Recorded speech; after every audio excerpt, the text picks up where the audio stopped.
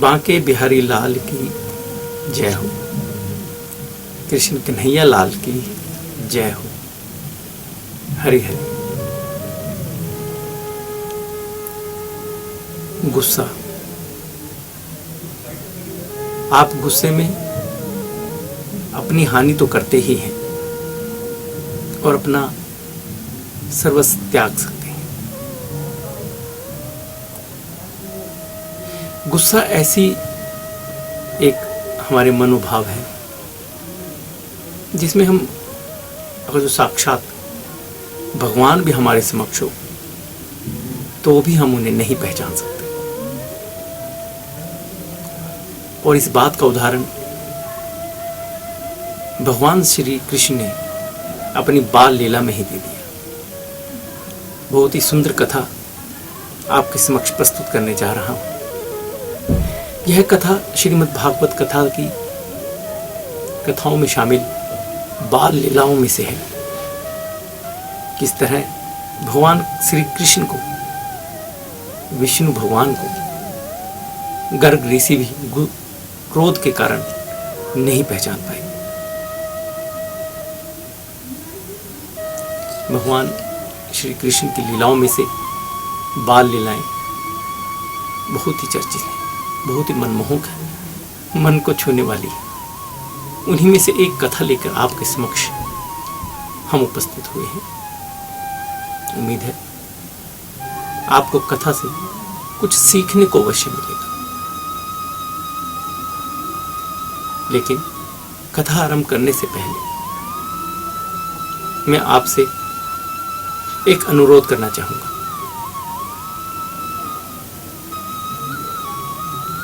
इस कथा के माध्यम से आप मेरी वाणी पर मत जाइए, क्योंकि मेरी वाणी इतनी मधुर नहीं है कि मैं भगवान श्री कृष्ण की लीलाओं का अपनी इस वाणी से उस रस को आप तक पहुंचा पाऊं। सिर्फ उस लीला को आप सुनकर कुछ समझने का प्रयास अवश्य कीजिए। और हाँ, ये कथाएं आपने बहुत से गुरुओं से, ज्ञानी लोगों से सुनी होगी, लेकिन एक बहुत ही छोटा सा अंश मैं आपके समक्ष पेश करने जा रहा हूं। तो शुरुआत करते हैं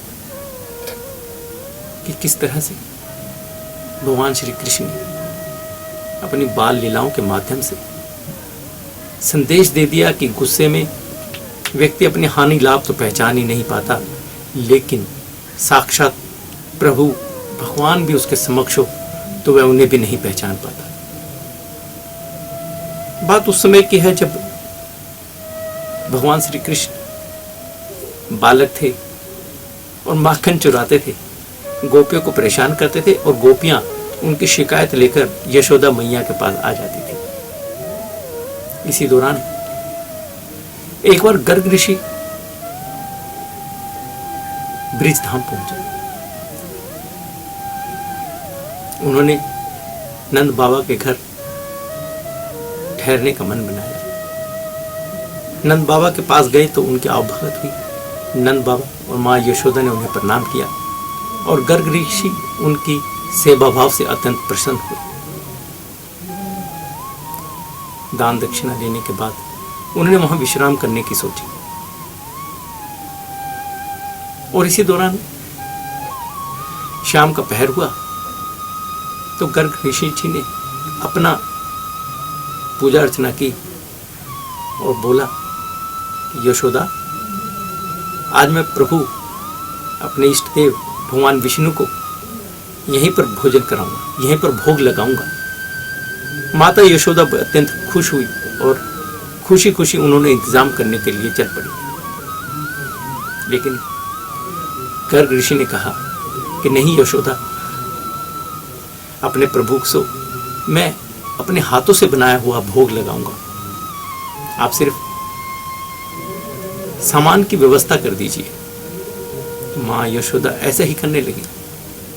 गर्ग ऋषि उठे, स्नान कर कर तैयार होकर स्वच्छ भाव से उन्होंने अपने हाथों से अपने इष्ट देव अपने प्रभु भगवान विष्णु जी के लिए खीर बनाई। चावल का इंतजाम माँ यशोदा जी ने किया और पूजा अर्चना में बैठ गई।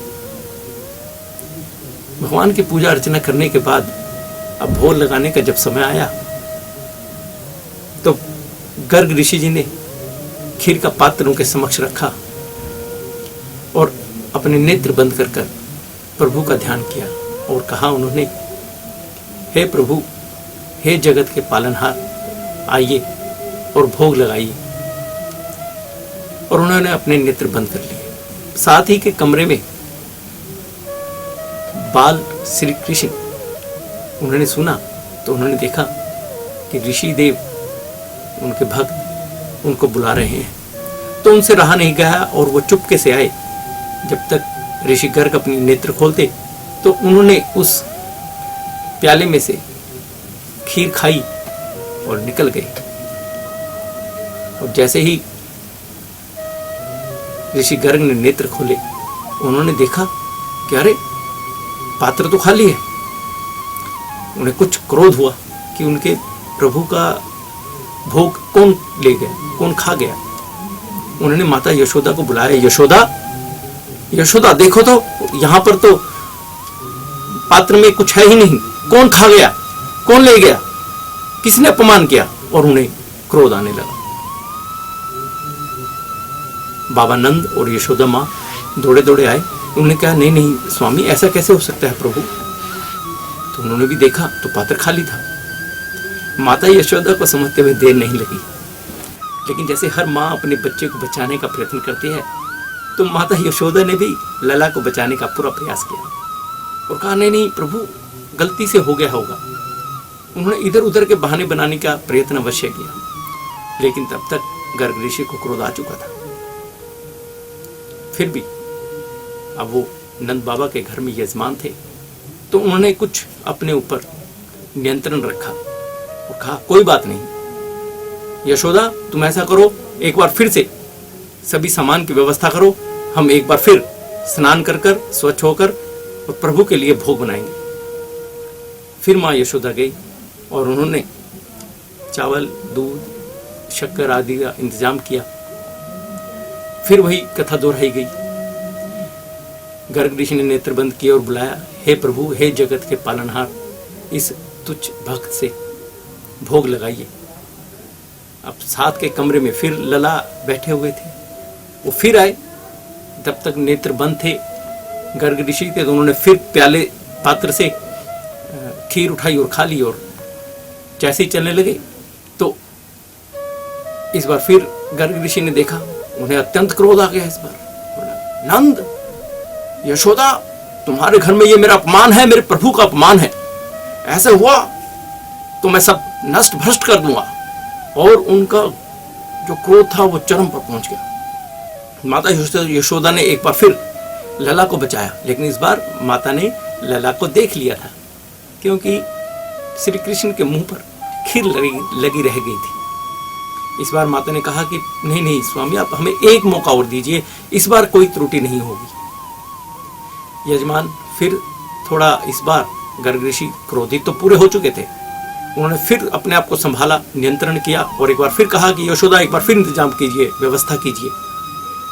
गर्ग ऋषि फिर गए, स्नान किया, नहाए धोए, आकर प्रभु के लिए खीर का पकवान बनाया और फिर पूजा में बैठ गए। लेकिन इस बार माँ यशोदा ने नंद बाबा को कुछ आने से पहले ही लला को रस्सी से उनका एक पांव रस्सी से बांध दिया। अब इधर गर्ग ऋषि जी बैठे हुए थे तो गर्ग ऋषि जी ने फिर नेत्र बंद किया और फिर पुकारा कि हे प्रभु, हे जगत के पालनहार, आइए और इस तुच्छ से भगत के हाथों से भोग लगाइए। अब जैसे ही इधर लला भगवान श्री कृष्ण को सुनाई दिया तो वो फिर चल पड़े और जैसे ही वो चल पड़े तो उसी टाइम में वो रस्सी अपने आप लंबी होती गई। भगवान कृष्ण को कौन रोक सकता है? उनके पैरों में कोई भी रस्सी हो, कोई भी बेड़ी हो, कोई नहीं रोक सकता। वो चल पड़े। लेकिन इस बार जब वो भोग लगा रहे थे तो अचानक से गर्ग ऋषि ने अपने नेत्र खोले और उनका गुस्सा चरम पर पहुंच गया। उसने देखा एक बालक उनके प्रभु का भोजन, उनके प्रभु का भोग लगा रहा है। इसे देखकर तो गर्ग ऋषि अत्यंत क्रोधित हो गए और वह गुस्से में बोले कि यशोदा देखो, ये बालक मेरे प्रभु का भोग लगा रहा है, मैं इसे भस्म कर दूंगा और तुम्हारे गांव का गांव भस्म कर दूंगा, मैं तुम्हें श्राप दे दूंगा। इससे नंद बाबा और माँ यशोदा दोनों डर गए, दोनों थर थर कांपने लगे, रोने लगे, उनके पैरों में गिर गए कि बोले प्रभु आप ऐसा मत कीजिए, प्रभु आप ऐसा मत कीजिए, ये तो बच्चा है, इसे गलती से हो गया, इसे समझ नहीं आई होगी। तो गर्ग ऋषि जी कहने लगे कि इतना क्रोधी होने के बावजूद ये बालक मुझसे अभी भी हंसकर बात कर रहा है, ये डर नहीं रहा है, इसको कुछ फर्क नहीं पड़ रहा है। अब यशोदा मैया ने कहा कि लला लला तूने ऐसा क्यों किया रे? जानते नहीं कि ये भगवान का प्रसाद है, भोग है, भोग लगने के बाद तो तुम्हें मिल ही जाता। तो इस पर भगवान श्री कृष्ण कहते हैं कि मैया इन्होंने बुलाया तो ही तो मैं आया, नहीं तो मुझे क्या जरूरत पड़ी थी, मैं तो खीर वैसे भी ना खाऊं, मैं तो माखन खाऊं। तो माँ यशोदा कहती है इन्होंने कब बुलाया रे, इन्होंने कब बुलाया तुझे? पूछ लो मैया इन्हीं से, हर बार बुलाते हैं, जब मैं आके खा लेता हूं तो फिर ये क्रोधित हो जाते हैं। माँ यशोदा अचंभित हो गई, वो कहने लगी इन्होंने कब बुलाया? कहता पूछ लियो इन्हीं से।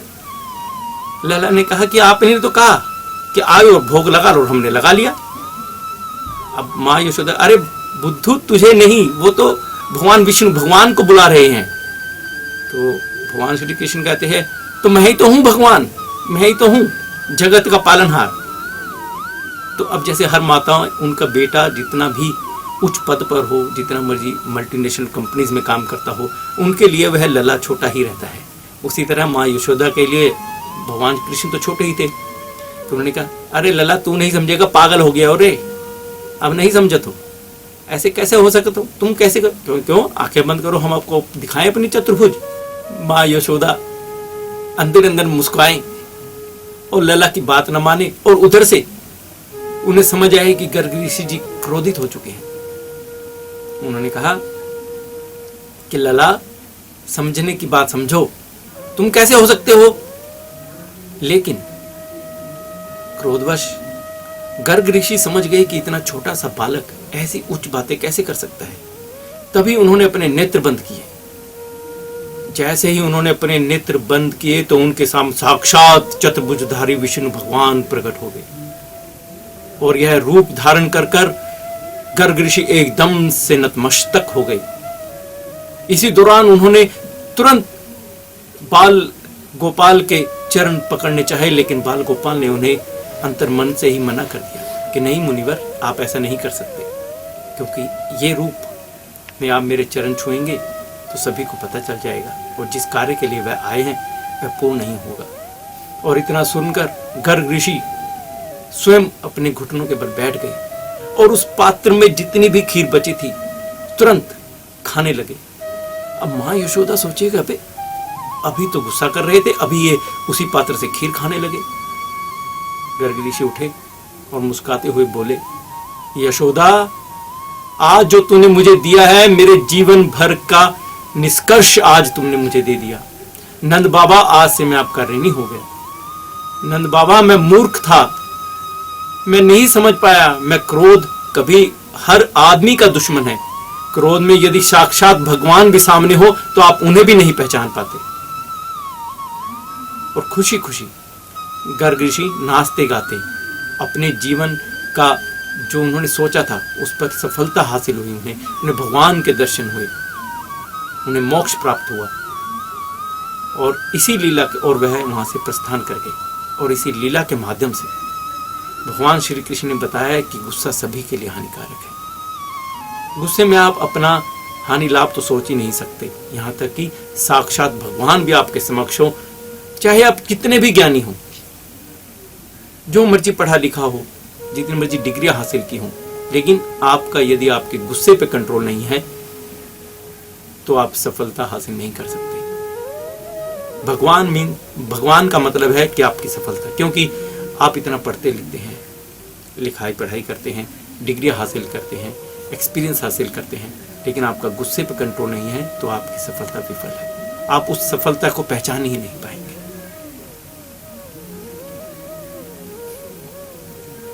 तो इस छोटी सी कथा के माध्यम से आप सभी से अनुरोध यही था यही कहने का अभिप्राय है कि जिस तरह से बाल लीलाओं में ही भगवान श्री कृष्ण ने सभी को संदेश दिया कि क्रोध में आप लाभ हानि नहीं सोच सकते, साक्षात भगवान को नहीं पहचान सकते, उसी तरह आज के समय में भी यदि आपका अपने क्रोध पर, अपने गुस्से पर, अपने अहंकार पर नियंत्रण नहीं है, कंट्रोल नहीं है, तो आप जीवन के कई ऐसे रास्ते, कई ऐसे मुकाम या अवसर खो देते हैं जो आपको सफलता के शिखर पर पहुंचा सकती है।